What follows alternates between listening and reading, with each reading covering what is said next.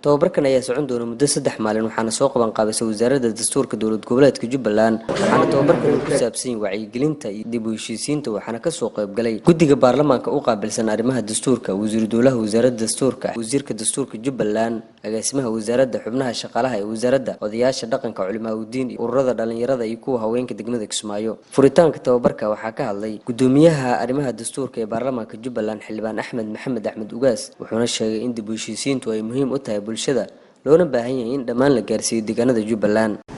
maanta ummadii Jubbaland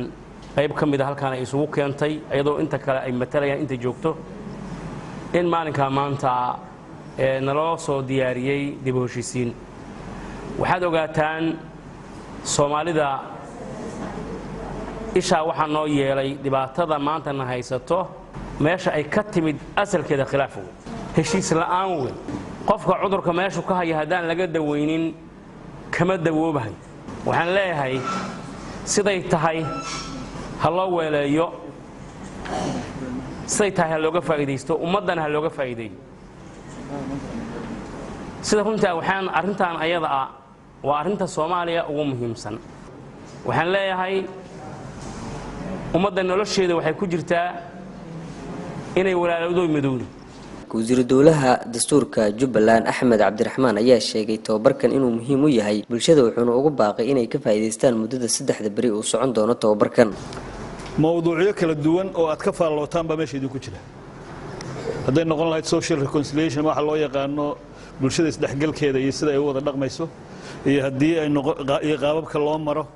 iyo hadii ay noqon lahayd doodii ka soo jeedin lahaydna ku wada hadlahaydeen marka aanu mar rabaa hadal ku dheer waxaan rabaa inaan nuxurkii guda galno ee 3 cisho soo socdaan arrimaha muhiimka waxaan rabnaa inaan wax fiican dood fiican iyo si fiican uga qayb gashaan aad iyo aad baad mahadsantihiin wasiirka wasaaradda dastuurka dowlad goboleedka Jubbaland Cumar Maxamed Cabdi oo ka hadlayay furitaanka tababarka ayaa waxa uu sheegay in dhammaan degmooyinka xorta ee Jubbaland la gaarsiin doono tababarkan iyo shirarka dib u heshiisiinta si bulshada Jubbaland ay u noqoto kuwo midoobay isla markaana gacmaha isqabsada barnaamijkan maanta halkan inooga furmay oo ah dib u heshiisiinta wuxuu ka socon doonaa dhammaan uu ka bilaaban doonaa degmooyinka dowlad goboleedka Jubbaland inta xorta ah maanta inooga furmay degmadan Kismaayo ونو سocon doono muddo 3 maalmood ah dibushiin markii la yiraahdo sida darteed markii dibushiin la yiraahdana wuxuu ka bilowdaa qoyska waxa ku xigta tuulo min degmo ilaa iyo gobol saas uu soconaya markii laga hadlo dibushiin sida darteed odayaasha dhaqanka waxaan leeyahay